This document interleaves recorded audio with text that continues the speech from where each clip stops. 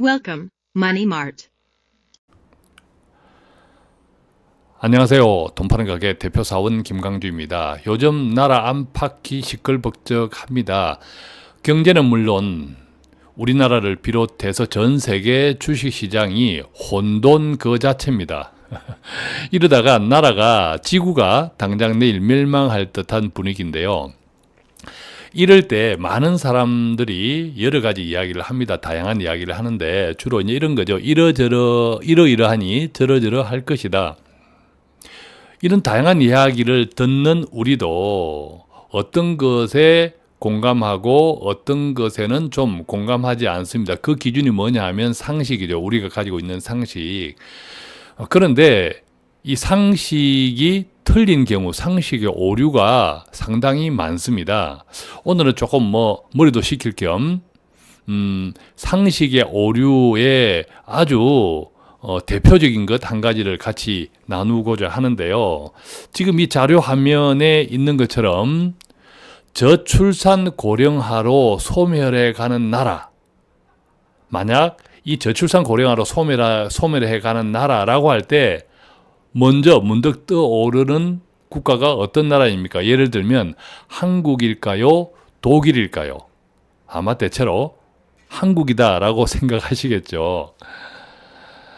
오늘은 인구가 줄어들면 경제가 망한다. 저도 간혹 우리나라의 저출산 고령화가 심각하다. 우리나라의 미래 경제에 큰 악영향을 미칠 것이다. 말씀을 몇 번 드렸는데 오늘이 함께 볼 이 기사 자료는 인구가 줄어들면 경제가 망할까에 대한 완전 상식을 뒤집는 그런 기사가 잘 정리되어 있어서 이 기사만 가지고 한번 쭉 나누어 보면 우리가 이제 인구 문제, 저출산 고령화 문제에 대한 지금까지 우리가 일반적으로 알고 있는 상식적이라고 알고 있었던 생각들이 많이 조금 교정되는 다른 생각을 하게 되는 그런 계기가 될 듯해서 가져왔습니다. 자, 저출산 고령화로 소멸해 가는 나라, 한국일까요? 독일일까요?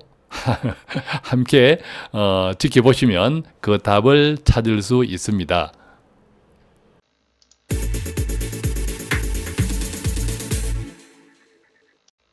돈 파는 가게를 구독하는 당신은 정말 멋쟁이입니다. 자, 인구가 줄면 경제가 망할까? 경향신문 커버스토리 기사를 가져왔는데요. 너무 잘 정리가 되어 있습니다. 따로 정리할 필요가 없을 정도인데요. 제가 이 방송 시작하기 전에 이런 퀴즈를 드렸죠. 저출산 고령화로 사멸될 나라가 독일일까 한국일까? 이 기사 제목이 바로 나와 있습니다. 독일은요, 100년 전부터 저출산으로 인해서 사멸될 것이다 라는 것을 걱정했던 나라였다고 합니다. 그러니까 조금 전에 내었던 이제 퀴즈의 정답은 독일인데 이제 시점이 다르죠. 지금 한국은 저출산 때문에 굉장히 걱정이 많았는데 독일은 100년 전부터 저출산 때문에 나라가 없어지지 않을까? 나라의 존립을 걱정했던 나라가 독일이었다고 합니다. 그런데 지금 독일은 어떻습니까? 아주 강대국이죠. 경제 아주 좋습니다. 유럽을 실질적으로 이끌고 있는 일대장, 바로 독일이죠. 그렇다면 독일은 100년 전부터 저출산 때문에 나라가 없어지지 않을까 걱정했는데 왜 지금은 그 같은 걱정이 깡그리 사라졌을까요? 정말 이제 좀 궁금하지 않습니까? 자, 우리나라는 출산드라 그러니까 출산을 아주 최고의 가치인 양 모든 정부와 사회 각계에서 부르짖고 있습니다. 그러니까 청년들이 스트레스죠. 청년들이 집에 가지 않습니다. 그 명절 때 고향에 가지 않는 이유는 어른들이 애 언제 낳냐, 또 결혼 언제 하냐, 첫째를 낳아서 데리고 가면 둘째는 언제 보냐, 이렇게 이제 물어보니까 스트레스인 거죠. 그건 당연한 듯이 물어보니까 우리가 이제 경제하면 국내 총생산 GDP를 많이 따지죠. 그런데 이 정작 인구와 국내 총생산 GDP는 상관관계가 없다고 보는 전문가들도 있다고 합니다. 예를 들면 일본의 잃어버린 20년이 일본도 우리나라처럼 저출산 인구 감소가 심각한 나라지지 않습니까?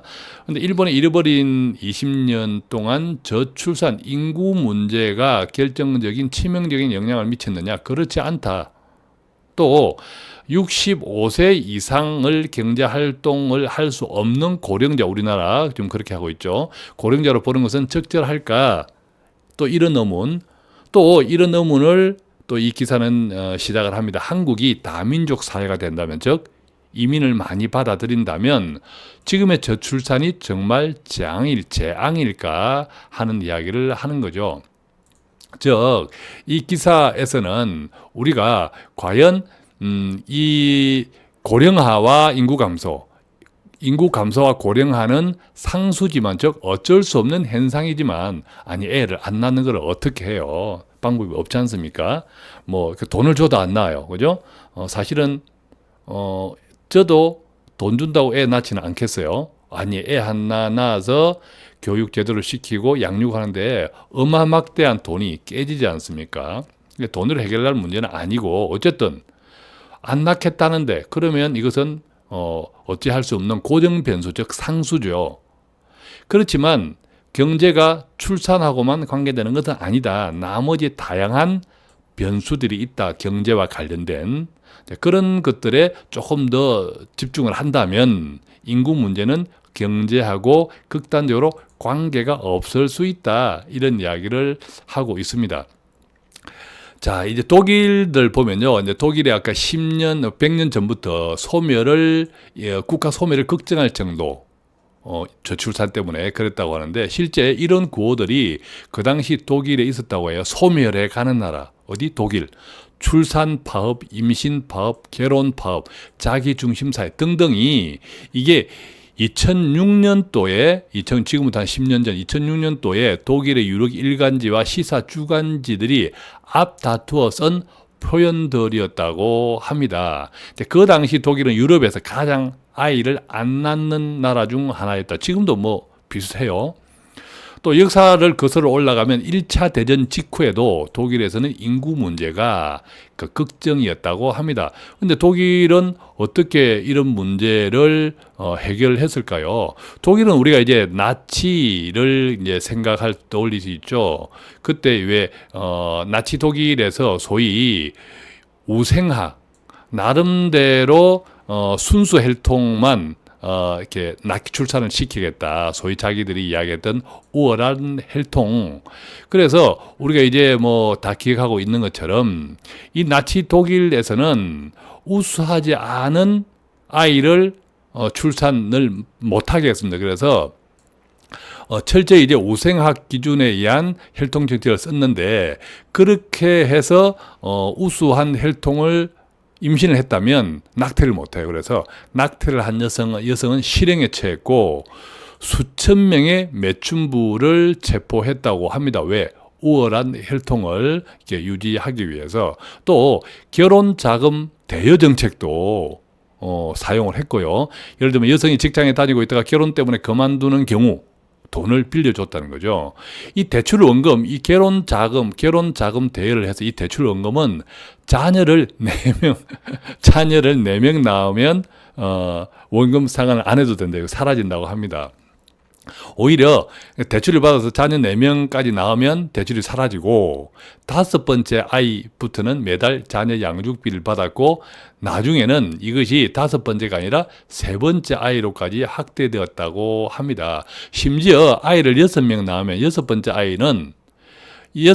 아이를 낳은 여성은 저명 인사를 아이의 대부로 선택할 수 있었다고 합니다. 이 정도면 그 당시 이제 독일이 얼마나 출산 장려에 목이 메었냐라는 것을 이제 짐작해 볼 수 있겠죠. 그런데 결과는 영 신통찮았다고 합니다. 효과는 크지 않았다. 대출받은 부부들은 대체로 아이 1명을 낳고 현금으로 갚아버렸고, 다섯 명까지, 네 명까지 나오면 대출 안 갚아도 되는데, 한 명만 낳고 현금으로 다 갚았다고 합니다, 대부분. 가치 있는 집단으로 여긴 당 간부의 기혼자조차 평균 자녀 수가 1.1명이었다고 하니까, 지금 우리나라의 출산율이 거의 1.1명, 이 수준이잖아요. 그러니까 그 당시에 독일의 인구에 대한 걱정 엄청났다고 하겠죠. 이 나치는 그래서 유전적으로 열등한 자손의 출산을 금지해야 할 의무가 있다, 이러면서 독일 민족 이외의 민족의 출산을 막았다. 우리가 이것은 나치 독일 여러 가지 영화나 역사적 사실을 통해서 많이 알고 있죠. 자, 그런데 이 민족의 소멸될 우려 때문에 돈까지 주면서 출산을 장려했고 등등 하지만 결국은 실패했다라는 거죠. 자, 이처럼 21세기 그 당시 독일은 이 저출산 논의를 하면서 이 국가적 호소, 민주주의적 어조, 이런 등등 아주 저출산 문제에 대해서 국가적으로 개입을 했다라는 거죠. 민족주의까지 거들먹거리면서. 우리나라도 지금 사실 마찬가지거든요. 당장에 출산이 되지 않으면 우리나라가 망한다, 이런 것들이 그냥 아주 큰 틀에서의 부담, 이 공포스럽게 특히 젊은 세대들에게 던지고 있다는 거죠. 근데 이렇게 했더니 되더라 안 되더라라는 거죠. 그래서 이 민족이나 국가적 사명 같은 자리를 대신 채운 것은 이 민족이나 국가적 사명 때문에 출산 장려한다고 해서 될 일이 하나도 아니고, 오히려 인간 누구나 갖고 있는 미래에 대한 불안과 공포였다고 합니다. 우리나라가 딱 그렇죠. 그러니까 아무리 출산 장려를 해도 미래에 대한 불안과 공포가 여전하다면 안 낳는다라는 거죠. 아무리 많은 돈을 주어도 안 낳는다라는 거죠. 그래서 이 독일에서 이제 교훈을 찾자, 무려 100년 동안 나라가 소멸될까봐 걱정을 했던 독일에서 교훈을 얻자라고 이 전상진 교수라는 분은 이야기를 했습니다. 심지어 이제 우리가 이제 인구 종말론, 모든 것이 인구 문제다, 인구 종말론을 주로 강조하는 사람들은 이 공적 연금에 대한 불신을 조장해서 사적 연금 시장을 키우거나 세대 간 갈등을 부추겨 특정 세대에 대한 적개심을 키우는 정치적 노림수일 수도 있다. 그러면 돈 파는 가게 저도 여기 해당이 되나요? 저도 이제 인구 저출산, 이것이 우리나라의 미래의 경제에 크게 참 위협적이다는 이런 이야기들을 자주 했거든요. 저도 사실 그래서 이 기사 보면서 많이 뜨악했습니다. 아, 그렇구나. 뜨악했는데, 또한 우리는 또 이렇게 통일이라는 변수도 있죠. 통일이라는 변수도 있고, 아까 우리가 저출산 고령화는 상수다, 어쩔 수 없는 거다, 또 다른 변수들이 많다 할 때 우리나라가 가지고 있는 가장 큰 변수 중에 하나는 또 통일이 아닐까, 이런 당연한 생각도 해봅니다. 자, 그래서 독일은 현재 개별 시민, 개별 개인들을 직접 겨냥해서 그들의 삶에 개입하려는 인구정책은 없다고 합니다. 지금 우리가 하고 있는 것은 반대로 이렇게 하고 있는 거죠. 각 가정의 청년들을 겨냥해서 애를 많이 낳아라.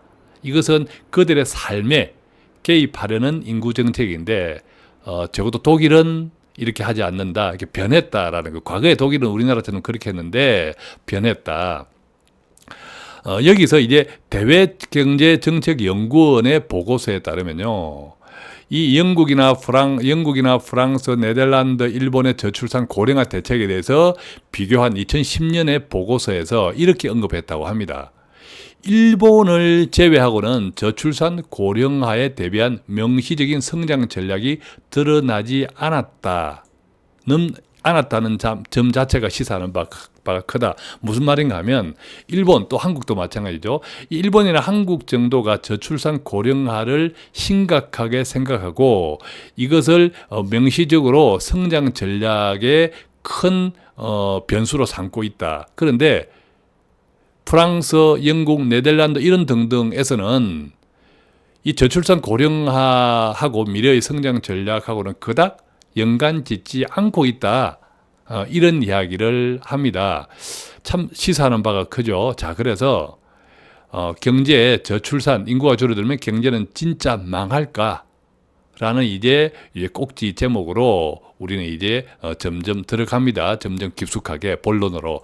저출산 고령화와 인구 감소의 가장 문제는 경제라고들 하는데, 왜냐?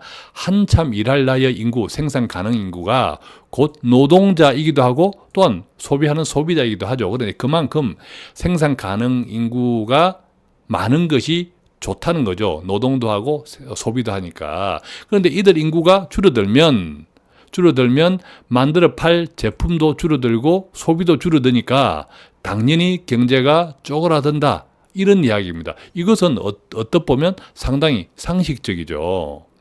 그런데 이 상식이 입증이 어렵다라는 거죠. 우리가 이렇게 생각하는 것들이 실제로 입증하기가 어렵다. 지금까지의 이런 각 나라들의 사례들을 보면 이렇답니다. 즉 인구 감소 이꼴 GDP 하락, 이 논리가 입증이 별로 되지 않았다라는 이야기를 합니다.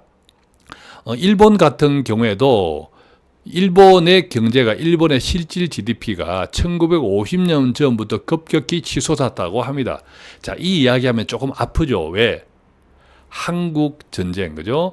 1950년대부터 급격하게 치솟았는데 이때 한국 전쟁이 있었죠. 그러니까 이때 일본 경제는 한국 전쟁으로 인해서 상당하게 성장을 했습니다. 참 아픈 대목입니다. 그죠? 근데 일본은 정말 한국을 그렇게 괴롭혔고 또 한국 때문에 그렇게 성장을 했는데 아직도 고마워할 줄 모르는 일본.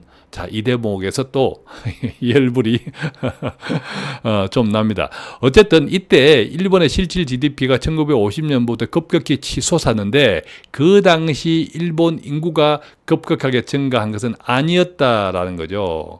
자, 그래서 일본 인구가 일본만 하더라도 인구와 경제 성장은 별 관계가 없었다라는 이야기를 합니다.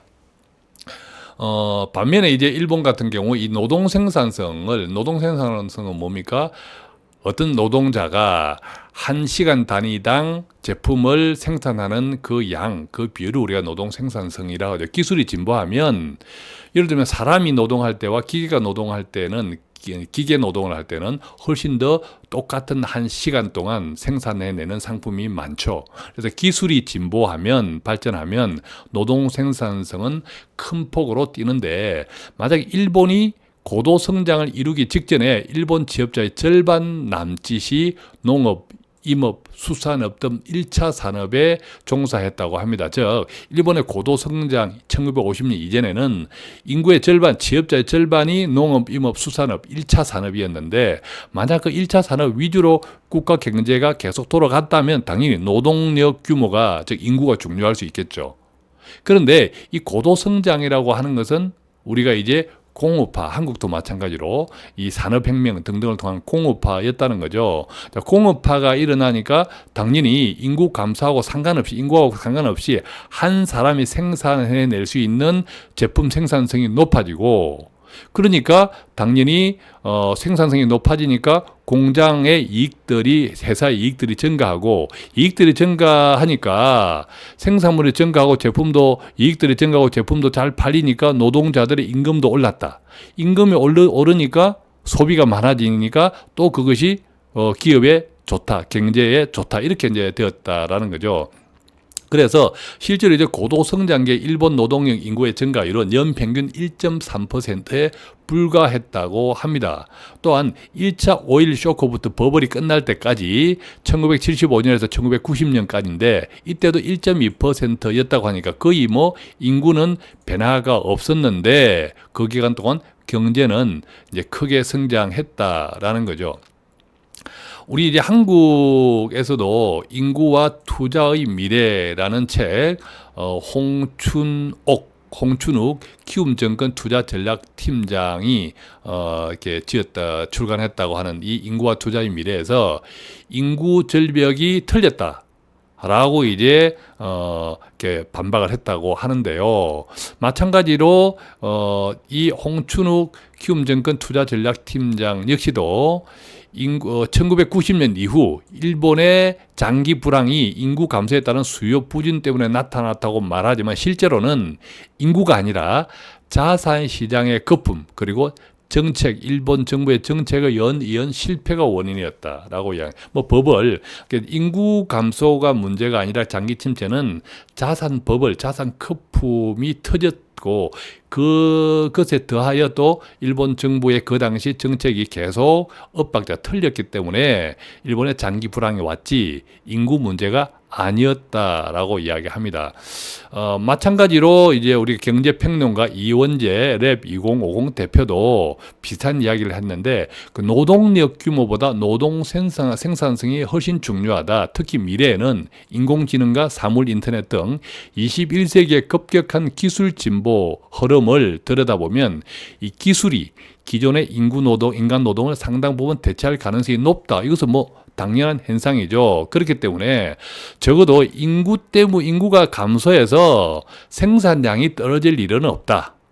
한 사람이 생산해낼 수 있는 이제 로봇이 생산할 시대니까 다음에는 미래는 생산은 엄청 많아진다. 그렇기 때문에 이 인구가 줄어든다고 해서 생산이 줄어드는 것은 아니다. 오히려 더 많아진다. 그리고 이 인공지능 로봇이 등장한다고 해도 여전히 사람이 책임져야 할 노동은 이 돌봄과 관리 노동 등이 남아있을 거고 이런 것들은 시니어들도 잘할 수 있다. 즉 무슨 말이냐 하면 앞으로는 큰 노동들은 이제 로봇들이 대체한다고 하면 이 작은 노동들은 여전히 남아있을 수 있고 좀 구체적인 케어가 필요한 부분들 이런 노동들은 퇴직자들 65세 이상도 할 수 있다라는 거죠. 따라서 지금처럼 통계에서 생산 가능 인구, 경제 활동을 할 수 있는 나이의 인구를 15세에서 64세로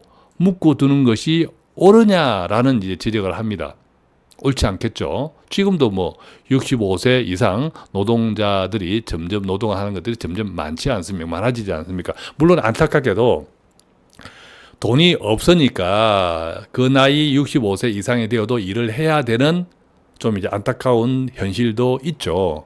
그렇지만 과거에는 그럼에도 불구하고 우리가 신체가 많이 쪼그라들어서 같은 나이에 노동을 하고 싶어도 못했습니다. 그런데 지금은 마음만 먹으면 노동을 할 수 있는 사람들이 점점 늘어난다라는 거죠. 따라서 이제 결국 미래는 저출산의 문제가 아니라 경제는 분배와 복지 문제다. 이런 이야기 합니다. 예를 들면 제품 하나를 만드는데 8시간이 걸렸다고 한다면 앞으로 이제 AI, 로봇 등등 이런 문명의 급진적인 이 발전에 따라서 이 그동안 8시간이 걸려서 제품을 하나 만들었다면 이제는 4시간으로도 충분하다라는 거죠. 그러면 어떤 현상이 생깁니까? 기업들이 일자리를 줄여버린다. 일자리 총량을 줄여버릴 수도 있다. 그럴 경우 바로 노동자들이 타격을 입는다라는 거죠. 이때 이것도 잘 한번 생각해 봐야 될 것이 이때의 기업들은 더 훨씬 큰 기업들이에요. 즉 로봇도 사용하고 고용하고 제품 자동화를 더 많이 투자하려면 엄청난 자본이 필요하겠죠. 그래서 자본이 큰 쪽에서는 자본이 많은 사람들 기업들은 생산을 지배하게 되고 일자리는 줄어들면서 당장 서민들 대부분의 노동자들이 타격을 입는다. 따라서 그 성과를 배분하는 것은 또 다른 영역이다. 이것이 굉장히 중요하다. 분배 정책이 굉장히 중요하다라는 이야기를 합니다.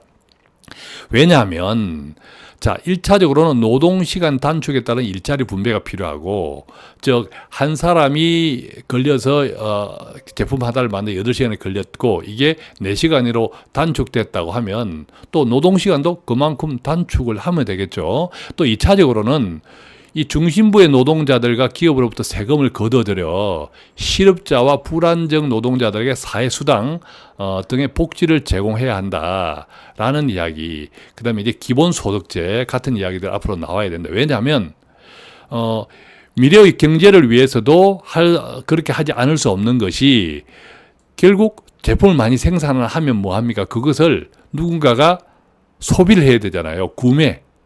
구매를 해야 되니까 소비 여력이 있어야 하니까 결국 대기업들 기업 집중이 심해지고 일자리가 줄어들고 기업의 매출은 생산은 많아지면 그것을 누군가가 소비해 줘야만 또 기업이 이익으로 다시 돌아가겠죠. 그래서 세금을 많이 떼서 세금을 큰 기업들에서 많이 떼어서 그것을 이제 일자리가 없거나 또 어려운 사람들에게 기본소득세 등등의 분배 정책을 통해서 다시 돌려주고 또 그들이 그 기업의 제품을 다시 소비하도록 하는 이런 선순환이 있어야 된다. 이런 이야기입니다. 그래서 이 지금처럼 65세를 기준으로 생산 가능 인구를 잘라서 그 이전까지는 복지가 거의 없다가 65세부터 연금 수령이 시작되니까 등산이나 다니라고 권유하는 측의 정책은 이제 바뀌어야 한다. 새로운 인구 구조에서 보편적 복지와 노동 정책의 재설계가 필요하다라는 이야기를 하는 거죠. 자, 여기서 이제 우리가 이제 이민제도. 자, 우리 한국은 정말 이민제도에 굉장히 폐쇄적인 나라입니다. 독일만 하더라도요, 이민의 우리가 이제 독일 통일을 생각해 보지 않습니까? 독일은 30년 전에 통일이 되면서 그 당시에 서독 기준으로 하면 아주 못 살고 열악한 지금의 북한처럼 이 인구를 그대로 흡수했습니다. 흡수하니까 당장의 경제 성장률이 절반으로 줄어들겠죠. 평균 자체가. 그러니까 이제 그 GDP가 절반으로 줄어들겠죠. 그것을 또 원상 회복했던 나라입니다. 독일 참 대단하죠. 또 독일은 아주 이민자들을 제일 많이 받아주는 나라 중에 하나가 그 나라 인구 대비 또한 독일입니다. 최근에 이제 배 타고 아프리카 이런 난민을 제일 많이 받은 나라가 독일입니다. 그런데도 불구하고 또 그 이상의 평균 GDP를 계속 지속해 나가는 나라가 독일이니까 정말 이제 독일은 굉장히 대단한 나라다.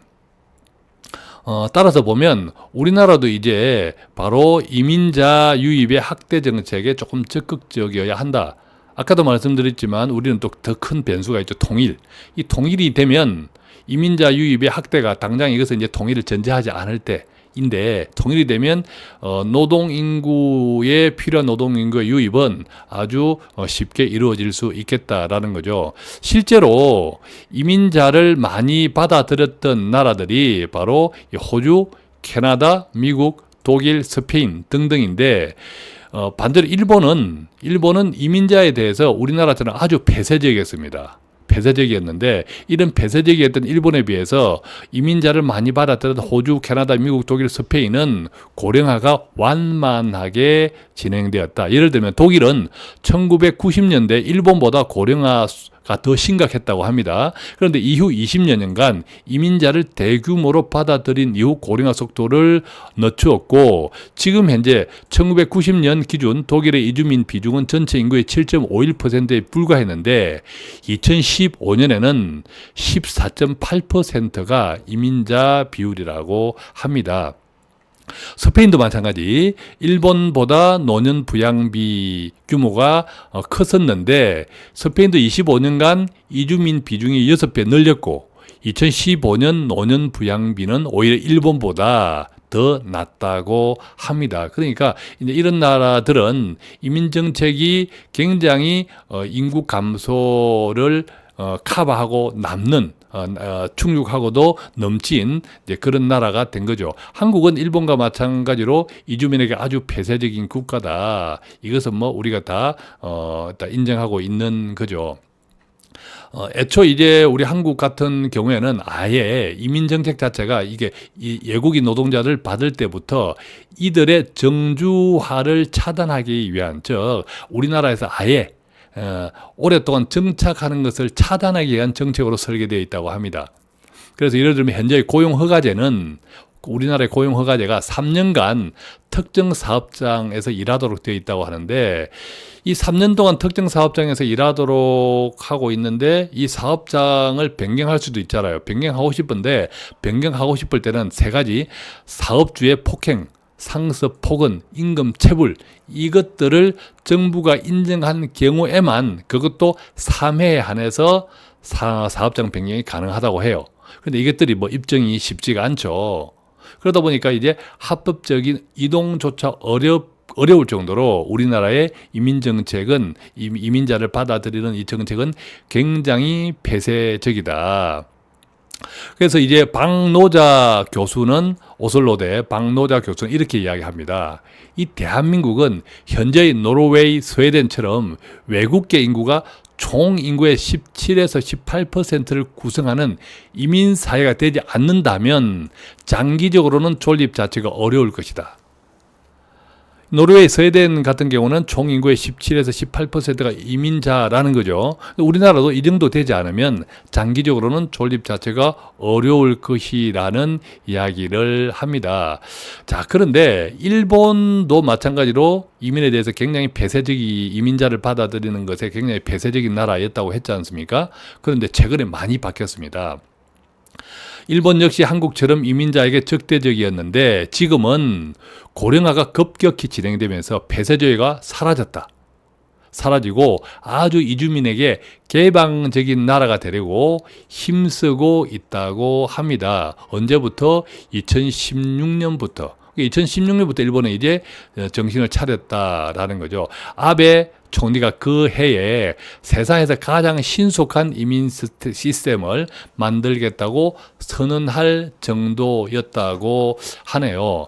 그래서 요즘 일본은 못해도 일하러 오라라고 손질한다고 합니다. 반대로 이야기하면 뭡니까? 일본어를 꼭 익혀야 이민자를 받아주었는데 이제는 일본어를 못해도 괜찮다 라고 했고, 전문 기술직만 그동안 우대했는데 우리나라도 지금 현재 마찬가지예요. 지금은 단순 노동 분야에도 취업문을 활짝 열기로 했다고 합니다. 그래서 일본은 이제 이들 이민자들에게 300시간 학습하면 도달할 수준의 쉬운 일본어 시험을 치르게 할 예정이라고 하는데, 구체적으로 보면 이 건설 농업 분야에서는 기준을 더 낮춰가지고 일본어로 제초제를 갖고 와라는 말을 듣고 알아맞히면, 그 말을 이해하면 오케이. 이민을 받아줄 정도로 이민자에 대해서 굉장히 이제 개방적이고 관대해졌다. 그래서 이제 그 결과 일본 사회 풍경은 꽤 달라지고 있다는데, 일본 쓰레기 처리업에서 일본인을 본 적은 거의 없고 공사장 인부 빌딩 관리도 점점 외국인이 하는 추세라고 전하고 있습니다.